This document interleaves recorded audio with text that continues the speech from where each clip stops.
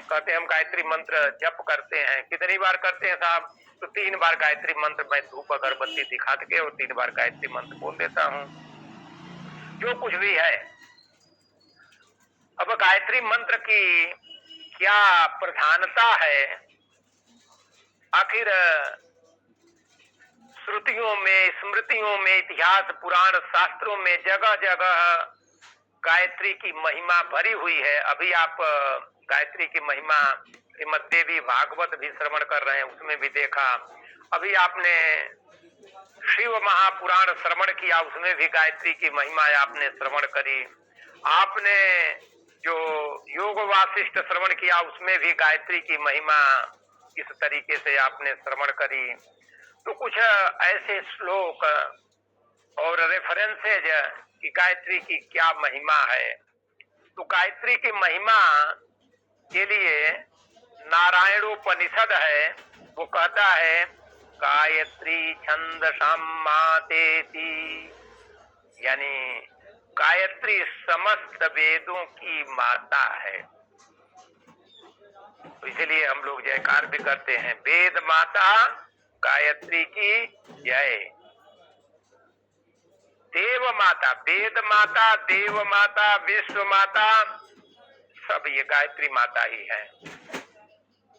तो गायत्री समस्त वेदों की माता है और सर्व वेद सारभूता गायत्र्यास्तु समर्चना ब्रह्मादयोपि संध्यायाम तम ध्यायन्ति जपन्ति च।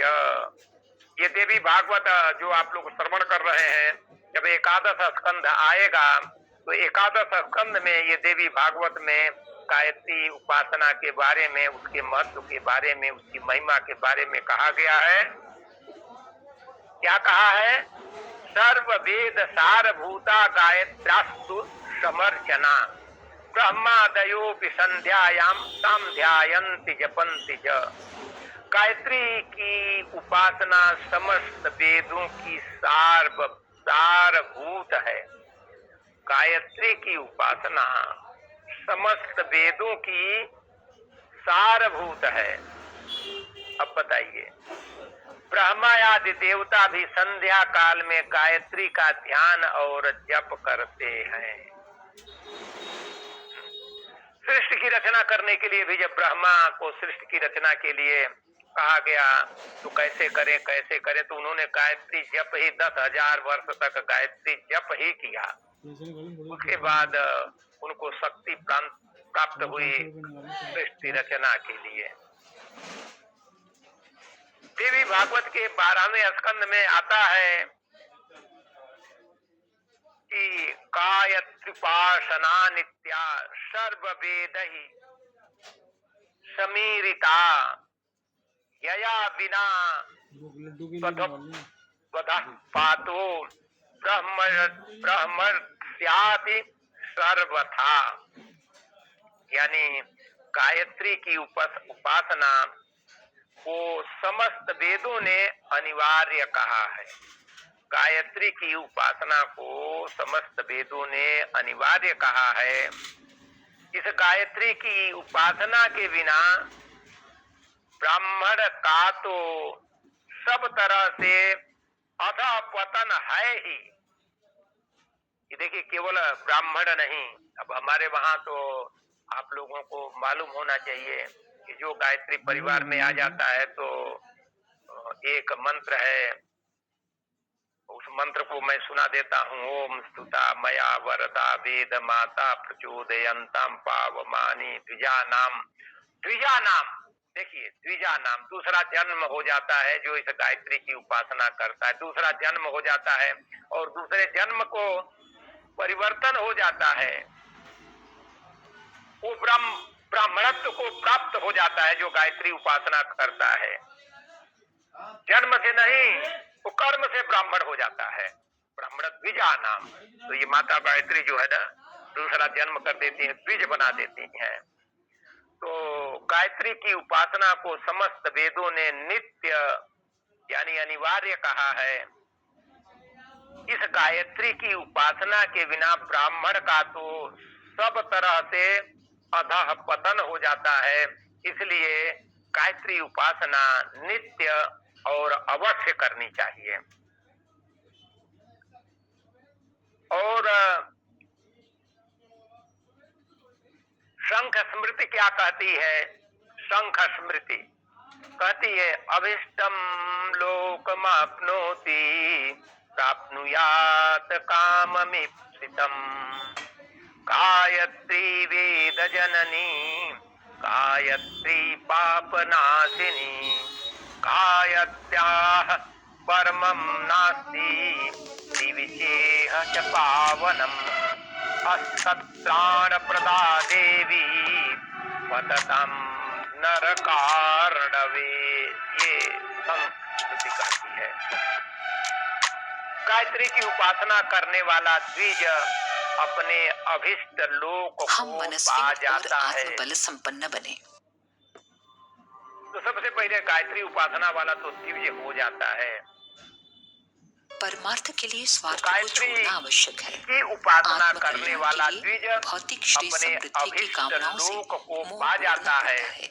मनोवांछित मिलने वाली प्राप्त कर लेता है। में चरितार्थ गायत्री समस्त वेदों की जननी लोगों से हमें कुछ नहीं कहना, जो थोड़ा सा पूजा पाठ करके विपुल सुख साधन और स्वर्ग मुक्ति दोनों ही पाने की कल्पनाएं करते तथा पृथ्वी पर गायत्री से बढ़कर पवित्र करने वाली कामनाएं प्रबल कोई वस्तु नहीं है। गायत्री देवी रहेगा कि श्रेय नरक समुद्र में गिरने वाले कल्पना बनकर रह जाएगी, हाथ का सहारा देकर बचा लेने वाली ढकने में ही संतोष करना होगा, तभी उसका प्राण पदा समय देवी मनोयोग पततं परमार्थ नर के लिए बच सकेगा। कारणवे। सृष्टि के आदि से हाथ लेकर का अब सहारा तक के दे देती प्रत्येक है श्रेयार्थी का इतिहास यही है। उसे भोगों से विमुख हो त्याग का मार्ग अपनाना पड़ा है। आत्मोत्कर्ष की इस कीमत को चुकाए बिना किसी का काम नहीं क्या कहती है? तीर्थ यात्रा, व्रत, उपासना, कथा कीर्तन, प्राणायाम जैसे माध्यम मन बहलाने के लिए ही ठीक है, पर उनमें किसी को आत्मा की प्राप्ति या ईश्वर दर्शन जैसे महान लाभ पाने की आशा नहीं करनी चाहिए। उपासना से नहीं, साधना से कल्याण की प्राप्ति होती है और जीवन साधना के लिए व्यक्तिगत जीवन में प्रणवेन च संजपेत। गायत्री से बढ़कर पाप कर्म का शोधक यानी प्रायश्चित दूसरा कुछ भी नहीं है। यदि पाप कर्म का प्रायश्चित करना है तो गायत्री उपासना, गायत्री जप। अब ये तो हम नहीं कह रहे हैं, ये स्मृतियां कह रही हैं, ये पुराण कह रहे हैं। गायत्री से बढ़कर पाप कर्मों का शोधक दूसरा कुछ भी नहीं है। प्रणव, प्रणव का मतलब होता है ओम। ओम बोलते हैं ना सबसे पहले, ओम भूर्भुवः स्वः। तो जो ओम बोलते हैं उसे प्रणव कहा जाता है। प्रणव सहित 3 महाव्यक्तियों से युक्त गायत्री मंत्र का जप करना चाहिए।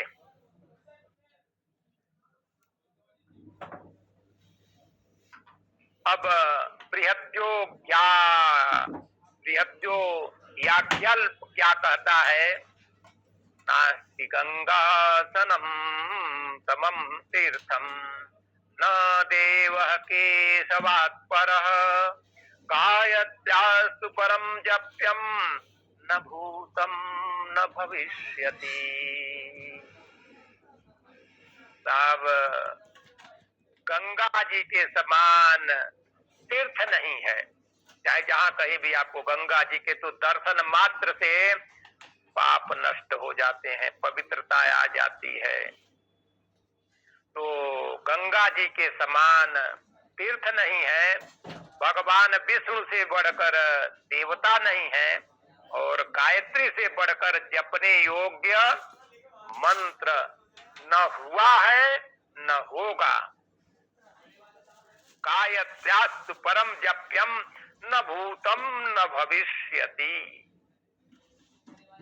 ये गायत्री की महिमा आप लोग श्रवण कर रहे हैं और श्रीमद् भागवत का आप लोग 6ठ स्कंध श्रवण कर रहे हैं, 6ठे स्कंद को श्रवण कर रहे हैं। लेकिन अभी आप उसके 19वें अध्याय पर नहीं आ पाए हैं। 19वां अध्याय श्रीमद् भागवत का 19वां अध्याय क्या कहता है, 19वें अध्याय का दूसरा श्लोक क्या कहता है? बंदा खा लेगा यार। बोले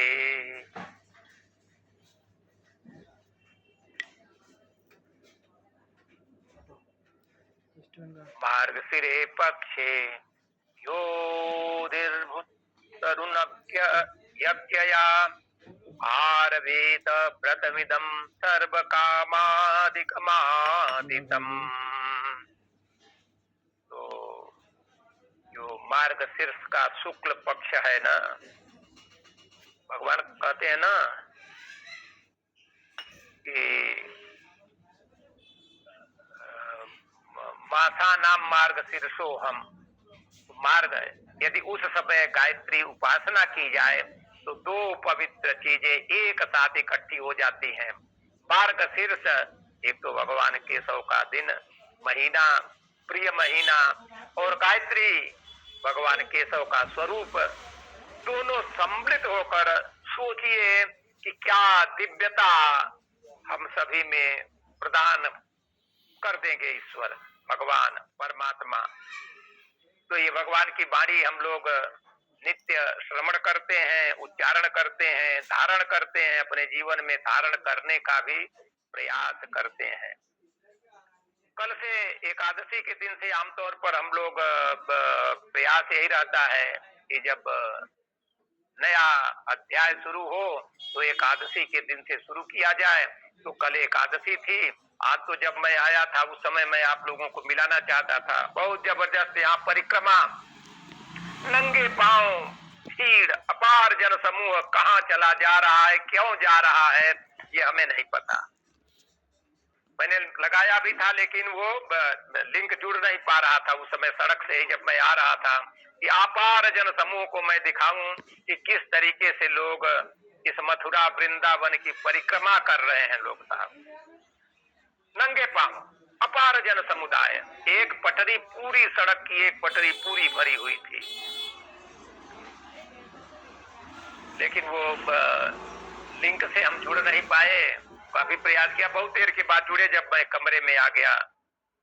तो अब हम एकादश अध्याय का कल से श्री गणेश कर चुके हैं, और इस अध्याय में अर्जुन के प्रार्थना करने पर भगवान ने उनको अपने विश्व रूप के दर्शन करवाए हैं।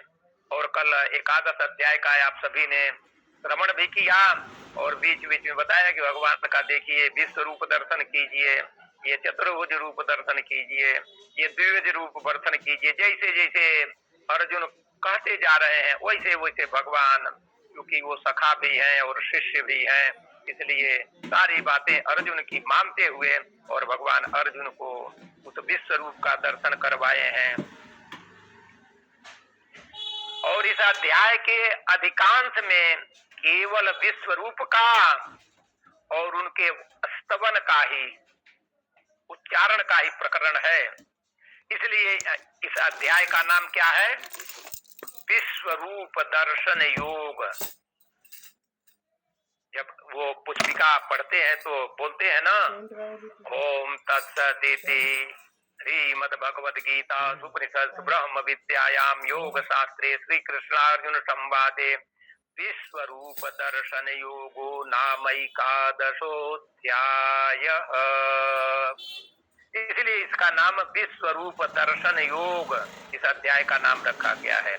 इस अध्याय में पहले जो 4 श्लोक हैं, ये अर्जुन ने भगवान की और उनके उपदेश की प्रशंसा करके, क्योंकि 10वें अध्याय में भगवान ने अपनी विभूतियों को अर्जुन के आग्रह पर अपने प्रधान विभूतियों को बताया है।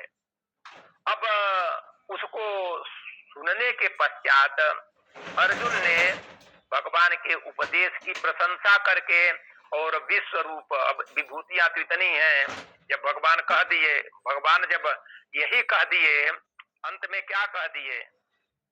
यही कहे, अथवा बहुनैतेन किम ज्ञातेन तवार्जुन पिष्टभ्याहमिदं कृष्णम एकांते निस्थितो जगत।